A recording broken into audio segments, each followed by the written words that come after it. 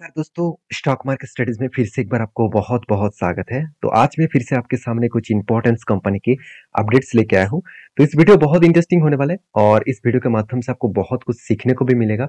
तो इस वीडियो को लास्ट तक जरूर देखिए, क्योंकि यहाँ पे मैं जिस टेक्निकली चार्ट पैटर्न को यूज करके मैं खुद ट्रेड लिया हुआ हूँ, और वो ट्रेड मेरा कहाँ पे टारगेट बनेगा और कहाँ पे मैं एंट्री लिया हूँ, और तो वो सारे पॉइंट्स मैं आपके साथ शेयर करूंगा। उसके साथ साथ मैं आपको फंडामेंटली भी दिखाऊंगा कि किस तरीके से फंडामेंटल जो रिसर्च है उसको करने के बाद ही आप टेक्निकली चार्ट पैटर्न को देखकर काम कर सकते हैं। देखिए, सारे चीज मैं आपके साथ एजुकेशन पर्पस में शेयर करता हूँ, तो प्लीज मेरी तरफ से कोई भी रिकमेंडेशन नहीं होगा। अगर आपको किसी भी कंपनी के ऊपर काम करना है तो आपके रिस्क के हिसाब से, आपके रिसर्च के हिसाब से जरूर काम करिएगा। तो चलो देख लेते हैं एक एक करके सारे कंपनीज के डिटेल्स के बारे में। फर्स्ट जो कंपनी है जिसके नाम है एवेन्यू सुपरमार्ट, जिसको हम लोग डीमार्ट नाम से जानते हैं।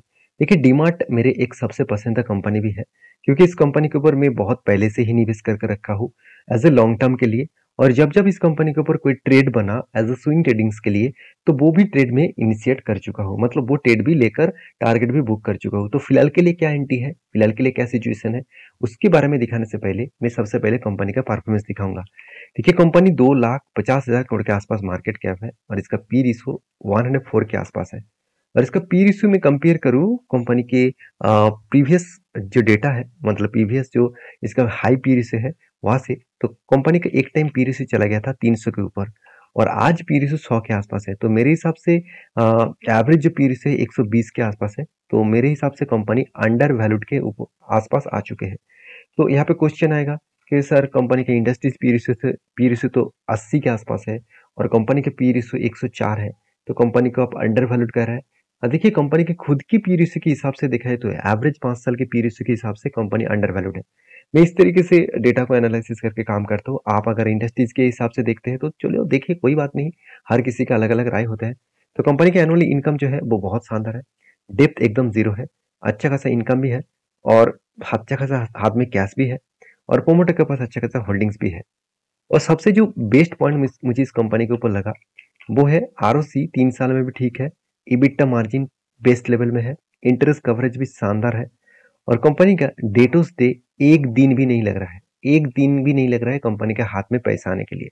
तो ये कंपनी के लिए बेस्ट पॉइंट है, क्योंकि जल्द से जल्द अगर हाथ में पैसा आएगा तो वो पैसे को वो फिर रीयूज कर सकते हैं, फिर से वो पैसे को वो यूज कर सकते हैं। तो कंपनी के जो बिजनेस शेड्यूल्स है उसके हिसाब से बात करूँ तो कंपनी का टोटल 336 स्टोर्सेस है ऑल ओवर 30 स्टेट्स में। तो टोटल जो साइज है 11.8 मिलियन स्क्वायर फुट के टोटल रिटेल इसका काउंटर है, बिजनेस एरिया है। अगर मैं इसी चीज को बात करूं तो महाराष्ट्र में 100 से भी ज्यादा स्टोर्स यहाँ पे देखने को मिला, गुजरात में 55 से भी ज्यादा स्टोर्स देखने को मिला। और कंपनी लो कॉस्ट प्राइस में स्ट्रक्चर बना के रखते हैं, और जहाँ पे कंपनी का एक्सपेंस ज्यादा नहीं होता, जिसके चलते कंपनी का खर्चा कम होता है और कंपनी का रेवेन्यूज के ऊपर ध्यान दिया जाता है। तो कंपनी के रेवेन्यूज ब्रेकअप कंपनी हैज, यहाँ पे देख सकते हैं, कंपनी 57% के आसपास रेवेन्यूज फूड सेगमेंट के ऊपर, 20% एफएमसीजी सेगमेंट के ऊपर, 23% जो कंट्रीब्यूट करते हैं कंपनी आदर्श प्रोडक्ट के ऊपर। तो कंपनी के जो टोटल मतलब रेवेन्यू जो बिजनेस है स्क्वायर फुट के हिसाब से 30,300 करोड़ के आसपास बिजनेस स्क्वायर फुट के हिसाब से कंपनी रेवेन्यू जनरेट कर रहा है। तो मेरे हिसाब से एक बेस्ट तरीके से कंपनी का परफॉर्मेंस देखने को मिला। अभी कंपनी ई कॉमर्स जो ऑनलाइन जो बिजनेस है उसके ऊपर भी कंपनी फोकस रखे है। The company has close down to of its store in Mumbai August 20, मतलब 20 एंड 2020 में कंपनी यहाँ पे क्लोज कर चुके हैं। दो अलग अलग बिजनेस था ई कॉमर्स का, और उसको भी क्लोज करके कंपनी अभी फुलफिलमेंट कंट्रोल कर रहे हैं वो ई कॉमर्स के ऊपर, मतलब ई कॉमर्स बिजनेस के ऊपर भी कंपनी ध्यान रखे है। और इस ई कॉमर्स बिजनेस अगर डेवलप हो गया तो इस कंपनी के और भी ज्यादा ग्रोथ होने का चांसेस रहेगा। और सबसे बड़ी बात है, राधा किशन दमानी जी, राधा किशन दमानी जी देखिए खुद के स्टेक को बेचा है, और वो भी ओएफएस के माध्यम से 2017 में 2020 में 2017 नहीं, 17 तारीख को फरवरी मंथ में 2020 में 2.28% के आसपास स्टेक उन्होंने बेचा था, और उस स्टेक को उन्होंने ओएफएस के माध्यम से बेचे थे। अगर प्रोमोटर के होल्डिंग्स के बारे में डिस्कशन करूं तो आपको पता चलेगा कि यहाँ पे देखिए 74% के आसपास होल्डिंग है। देखिए, इसमें राधा किशन दमानी जी के कितने होल्डिंग्स है आप देखेंगे तो 34% के आसपास होल्डिंग था, आज वो घट के हो चुके 23% के आसपास। तो राधा किशन दमन जी के ही कंपनी है, तो उनके पास सबसे ज्यादा होल्डिंग्स इस कंपनी के ऊपर ही आपको देखने को मिलेगा। तो इस कंपनी के ऊपर मैं एक चीज जरूर कहूंगा, कंपनी की जो खासियत है वो आपको बैलेंस शीट में दिखेगा, प्रॉफिट एंड लॉस में दिखेगा कि कंटिन्यूसली कंपनी सेल्स को अलग लेवल में रिप्रेजेंट किया और अलग लेवल में कंपनी एक्सपेंस को कंट्रोल किए और कंपनी का ऑपरेटिंग प्रॉफिट मार्जिन भी देखिए 8% 9% के आसपास है। देखिए एफएमसीजी सेक्टर में आपको एक चीज ध्यान रखना होगा, उस सेक्टर में अगर 1% का मार्जिन इधर उधर हो गया ना तो बहुत करोड़ों का यहाँ पे नुकसान और फायदा हो सकते हैं। तो यहाँ पे कंपनी उस लेवल को मेजर करके रखे है और साथ ही साथ कंपनी का नेट प्रॉफिट भी लगातार बढ़ते गए हैं। और overall as a investor promoter से लेकर एफएसडीएस पब्लिक के पास अच्छा खासा इन्वेस्टमेंट देखने को मिला है। तो कंपनीज की जो डिलीवरी का डेटा है उसके बारे में डिस्कशन करूँ तो कंटिन्यूसली यहाँ पे डिलीवरी देखने को मिला, कंटिन्यूसली यहाँ पे डिलीवरी परसेंटेज अच्छा खासा देखने को मिला और जिसके चलते है कंपनी के जो चार्ट पैटर्न बना आप देखेंगे, एवेन्यू सुपरमार्ट के ऊपर एक शोल्डर, उसके बाद एक हेड, उसके बाद फिर से एक शोल्डर बनने के लिए तैयारी में है। जब शोल्डर कंप्लीट हो जाएगा तो मुझे लगता है यहाँ पे एक ब्रेकआउट हो सकते हैं। और मैं एक चीज जरूर कहूंगा, इस तरीके से जब पैटर्न स्केड हो रहा है हमेशा चांसेस है जब इस लेवल को वो टच करेंगे फिर से वो एक बार यहाँ पे शोल्डर बनाने का कोशिश करेगा। अगर यहाँ पे फिर से एक शोल्डर क्रिएट करे तो सोचना एक हायर लेवल चांसेस है उसको ब्रेकआउट करने के बाद एक बड़ा टारगेट मिलने का, क्योंकि जब कंटिन्यूसली कोई शोल्डर बनते जाए तो सोचना बायर बहुत ज्यादा एक्टिव है, सेलर से कई गुना ज्यादा बायर एक्टिव है उसको ऊपर ले जाने के लिए। तो मैं इस कंपनी के ऊपर बुलिश हूँ। फिलहाल के लिए कोई स्विंग ट्रेडिंग नहीं बना, जब ट्रेडिंग बनेंगे तो मैं आपके साथ जरूर शेयर करूंगा।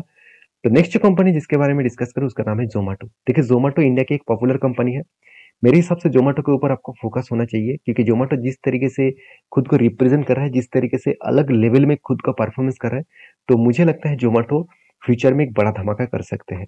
तो कंपनी फर्स्ट टाइम यहाँ पे क्वार्टरली रिजल्ट में फर्स्ट टाइम कंपनी 2 करोड़ का प्रॉफिट किए। देखिए 2 करोड़ का प्रॉफिट, आपको लग रहा है कि सर इतने बड़े कंपनी में 2 करोड़ का प्रॉफिट हुआ तो इसको देखकर आप खुश हो रहा है। देखिए मैं खुश नहीं हो रहा, मुझे सिर्फ यही देखना था कि कंपनी कब लॉसेस से प्रॉफिट में कन्वर्ट होंगे। तो फर्स्ट टाइम इस क्वार्टर्स में फर्स्ट टाइम कंपनी प्रॉफिट दिखाया, चाहे वो 2 करोड़ हो चाहे 1 करोड़ हो, कुछ भी हो, प्रॉफिट तो प्रॉफिट ही होता है। तो कंपनी लॉस मेकिंग कंपनी जब प्रॉफिट किया इसका मतलब लॉस को कवर किया उसके बाद प्रॉफिट किया, तो सोचिए कितना हाई ग्रोथ पोटेंशियल लेके आ रहा है कंपनी, हाई मैनेजमेंट किस तरीके से सोचकर काम कर रहे हैं। तो मैनेजमेंट ये भी बता रहा है कि जोमेटो फ्यूचर में बड़ा धमाका कर सकते हैं क्योंकि जोमेटो जिस तरीके से डेटा कलेक्ट कर रहे हैं, जिस तरीके से कोलैबोरेट कर रहे हैं, डील कर रहे हैं रेस्टोरेंट और होटल्स वगैरह से, तो उसके हिसाब से कंपनी का ग्रोथ और भी बढ़ेगा क्योंकि अभी डेवलपमेंट फेज में है। तो जहाँ पे कंपनी को एक्सपेंस ज़्यादा करना पड़ रहा है, जब सब कुछ ठीक ठाक हो जाएगा तब एक अच्छा खासा ग्रोथ आ जाएगा। देखिए इजी टी प्लानर में क्या हुआ, जब बिजनेस स्टार्ट हुआ था तब बहुत ज़्यादा एक्सपेंस हो रहा था एम्प्लॉयज़ के ऊपर। यहाँ पे भी देखिए सेम टू सेम चीज़ आपको दिखेगा। अगर एक्सपेंस के बारे में बात करूँ तो देखिए एम्प्लॉयज कॉस्ट कितना था, 46% के आसपास। तो इसी के कारण कंपनी के ऊपर बिग लॉसेस हो रहा था। और अभी फिलहाल के लिए एक्सपेंस कितना है, चलो मैं आपको दिखा देता हूँ, कितना 13.5%, 14% चलो मान लेता हूँ।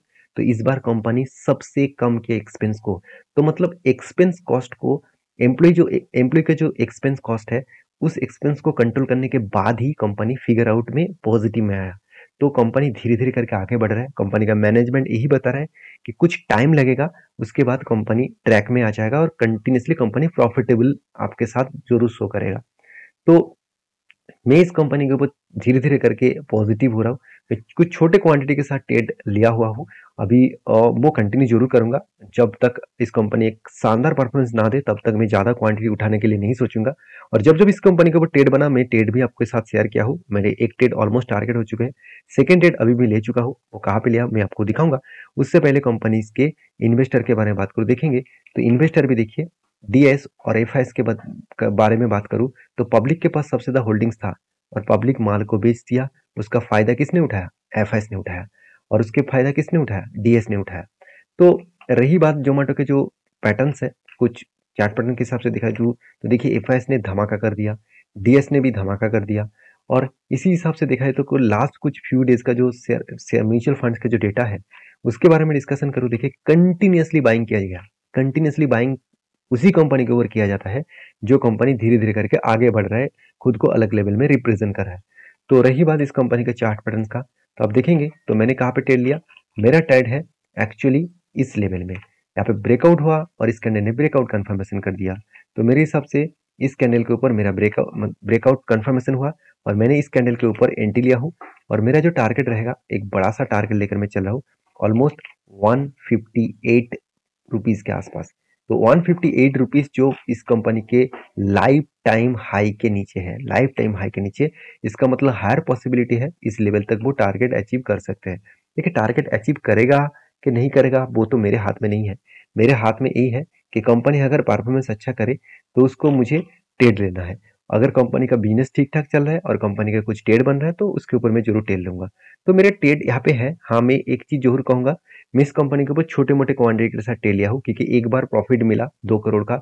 मुझे पता नहीं नेक्स्ट ईयर में, नेक्स्ट क्वार्टर में क्या होने वाला है, तो इसलिए छोटे मोटे क्वांटिटी के साथ ट्रेड किया। अगर कंपनी का फुल फेज में प्रॉफिटेबिलिटी देखने को मिलता तो मैं बड़े क्वांटिटी के साथ जरूर ट्रेड लेता। तो आपकी क्या राय है इस कंपनी के ऊपर जरूर कमेंट्स करके बताना। नेक्स्ट जो कंपनी जिसके बारे में बात करूँ उसका नाम है यूपीएल। देखिए यूपीएल एक केमिकल सेक्टर से बिलोंग करने वाला कंपनी है। दो अलग अलग कैटेगरीज के ऊपर कंपनी काम करते हैं, एक स्पेशलिटी केमिकल्स, दूसरा एग्रो केमिकल्स, तीसरा इंडस्ट्रियल केमिकल्स। तो देखिए स्पेशलिटी केमिकल, इंडस्ट्रियल केमिकल और एग्रो केमिकल्स, ये तीनों प्रोजेक्ट के डिमांडेबल है, हमेशा डिमांड रहेगा भी। अभी फिलहाल के लिए कंपनीज के जो प्रोडक्ट है उस प्रोडक्ट में स्पेशलिटी केमिकल्स का हालत खराब है और स्पेशलिटी केमिकल्स का हालत खराब होने के कारण शेयर में एक करेक्शन भी देखने को मिला। तो मैं जरूर कहूंगा स्पेशलिटी केमिकल्स अगर ना होता इस कंपनी के बिजनेस के अंदर तो आज कंपनी नंबर 1 बने रहे थे। क्योंकि नंबर 1 कौन बन चुके हैं? Pi industries. तो पीआई इंडस्ट्रीज नंबर 1 बन चुके हैं और यूपीएल नंबर 2 में पहुंच चुके हैं। तो मैं जरूर कहूंगा इस कंपनी के ऊपर कुछ डिसीजन लेने से पहले एक चीज याद रखना, कंपनी कोई छोटा मोटा कंपनी नहीं है। और दूसरी बात, कंपनी में कोई ऐसे वैसे मत समझ लेना कि कंपनी स्पेशलिटी केमिकल प्रोडक्ट बेच रहे हैं, उसका हालत खराब है तो कंपनी बर्बाद हो जाएगा, बिल्कुल नहीं। कंपनी ग्लोबली लीडरशिप में देखेंगे तो 138 नेशन के साथ काम कर रहे हैं, मतलब 138 कंट्रीज के साथ कंपनी प्रोडक्ट को बेच रहे हैं। और कंपनी एग्रो केमिकल इंडस्ट्रीज में देखा जाए तो 5th लार्जेस्ट कंपनी है और देखा जाए तो एग्रो केमिकल्स के ऊपर, और स्पेशलिटी केमिकल्स के ऊपर 4th लार्जेस्ट कंपनी है। सीड्स मैन्युफैक्चरिंग के ऊपर कंपनी 4th लार्जेस्ट कंपनी है। इतना बड़ा हाई पोटेंशियल ग्रोथ है इस कंपनी के ऊपर। और रही बात कंपनी का परफॉर्मेंस का, नेट इनकम धमाका है, हाथ में कैश भी शानदार है, पी रेशियो एकदम रीजनेबल में है, इस एकदम सस्ते में है, तो इसका फायदा मुझे तो जरूर उठाना है। ऑलमोस्ट मैंने फायदा कहाँ पे उठाया मैं आपको दिखाऊंगा। तो कंपनी का आरओसी आरओई तो एवरेज लेवल के आसपास है। क्वार्टरली रिजल्ट के बारे में बात करूँ तो सेल्स लगातार बढ़ते चले गए।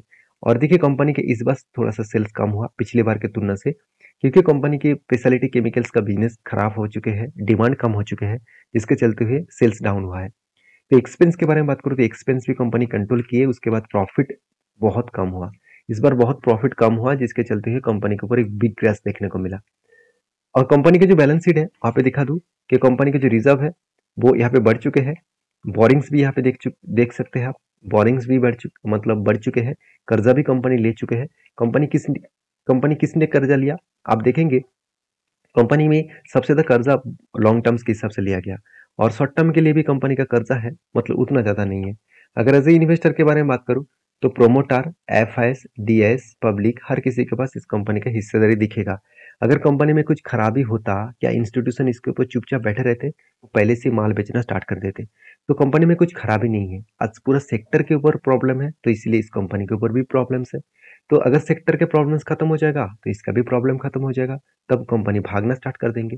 और इसका रही बात लास्ट कुछ फ्यू मंथ्स का डेटा दिखा दूं तो कंटिन्यूसली देखिए इसके ऊपर तगड़ा बाइंग किया जा रहा है और उसी लेवल में बाइंग किया जा रहा है जो इसका प्रीवियस स्ट्रॉन्ग सपोर्ट जोन है। स्ट्रॉन्ग सपोर्ट जोन कम डिमांड जोन है। तो स्ट्रॉन्ग सपोर्ट जोन और डिमांड जोन इस तरीके से बात आपको कैसे लगा सर? देखिए यहाँ पे कंपनी का डिटेल्स देखिए।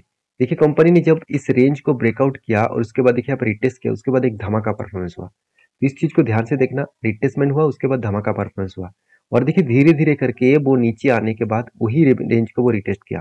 तो मैं इस रेंज के जब भी टच किया तो मैंने एक कुछ क्वांटिटी यहाँ पे ऐड किया हूँ, मुझे कुछ क्वांटिटी यहाँ पे ऐड किया हूँ और मैं धीरे धीरे करके आगे बढ़ूंगा और मेरा जो टारगेट रहेगा, मैं टारगेट लेने वाला हूँ इस रेजिस्टेंस तक, इस रेजिस्टेंस तक टारगेट लूंगा। क्योंकि इस रेजिस्टेंस को एक बार नहीं, एक बार, दो बार, 3, 4, 5, 6 बार इस रेजिस्टेंस को फेस किया। तो मुझे लगता है नेक्स्ट टारगेट इस रेजिस्टेंस तक जरूर जाएगा। तो मेरा एंट्री लेवल यहाँ पे है मेरा एंट्री लेवल एक्चुअली इस जगह पे टच करने के बाद ही मेरे एंट्री लिया। और अभी देखा जाएगा यहाँ पे टारगेट कब बनता है, अगर टारगेट बनता है तो कितना परसेंटेज बनेगा उसको मुझे पता नहीं, क्योंकि कब टारगेट बनेगा तो डाउन साइड में ट्रेंड यहाँ पे देखने को मिला है। तो फिलहाल के लिए मैं एंट्री ले चुका हूँ छोटे मोटे क्वांटिटी के साथ। यहाँ पे मैं बहुत बार बोल चुका हूँ छोटे मोटे क्वांटिटी के साथ एंट्री लिया हूँ, क्योंकि मुझे नहीं लगता कि यहाँ पे इजीली टारगेट अचीव होगा। थोड़ा सा और भी करेक्शन हो सकते हैं, कुछ भी हो सकते हैं। तो मैं छोटे क्वांटिटी के साथ ले लिया हूँ, क्योंकि कंपनी का परफॉर्मेंस और कंपनी का बिजनेस मुझे बहुत अच्छा लगता है। तो नेक्स्ट जो कंपनी जिसके बारे में बात करूँ उसका नाम है सूर्या रश्मि लिमिटेड। तो सूर्य रश्मि लिमिटेड जो है ये देखा जाए तो एक स्टील मैन्युफैक्चरिंग कंपनी है, और इस कंपनी के ऊपर एक बहुत बड़ा अपडेट्स आया, वो है स्प्लिट का।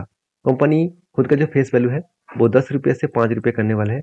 इसका मतलब हर एक शेयर में कंपनी को 2 शेयर स्प्लिट के हिसाब से देने वाला है। तो वीडियो में सारी जानकारी आपको अच्छा लगे तो प्लीज एक लाइक करना, और लास्ट तक वीडियो को देखने के लिए बहुत बहुत धन्यवाद। और मिलते हैं नेक्स्ट वीडियो में, तब तक के लिए अच्छे से रहिए, अपने ख्याल रखिए, बाय बाय।